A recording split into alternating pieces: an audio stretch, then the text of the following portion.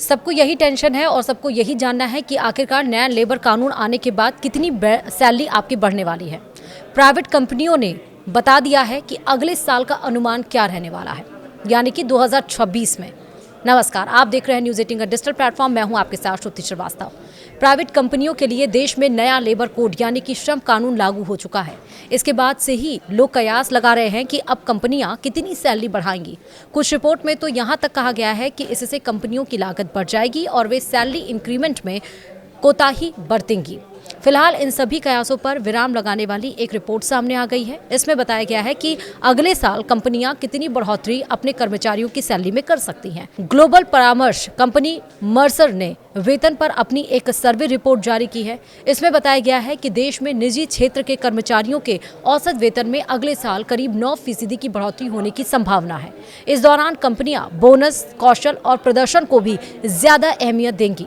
Report के मुताबिक कंपनियां अब वेतन और लाभ की ऐसी व्यवस्था बना रही हैं जिसमें कर्मचारी को सिर्फ पैसा ही नहीं बल्कि करियर में आगे बढ़ने और बेहतर कामकाजी अनुभव भी मिले।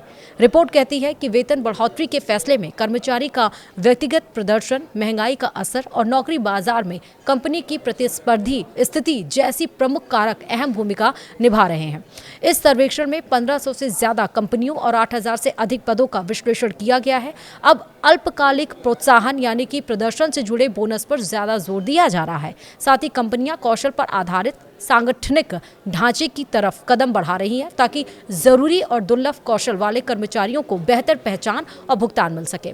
वहीं मर्सर की सलाहकार प्रमुख यानी कि भारत मालती के एस ने कहा है कि सर्वेक्षण से पता चलता है कि भारत में कंपनियां लागत दबाव और अच्छी प्रतिभाओं को बनाए रखने के बीच वेतन वृद्धि की योजना पर टिकी रहेंगी। क्षेत्रवार देखें तो साल 2026 में सर्वाधिक वेतन वृद्धि उच्च प्रौद्योगिकी वाले क्षेत्रों और वाहन उद्योग में होने की उम्मीद है। इस दौरान उच्च प्रौद्योगिकी क्षेत्र में वेतन 9.3% बढ़ने की संभावना है, जबकि वाहन उद्योग का वेतन 9.5% बढ़ सकता है।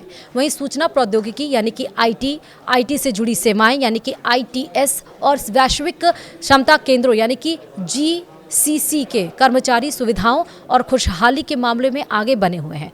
डिजिटल बदलाव, कृत्रिम मेधा यानी कि एआई और उत्पादकता की बढ़ती जरूरतों के चलते कर्मचारियों के कौशल आधारित भुगतान का रुझान तेज हुआ है।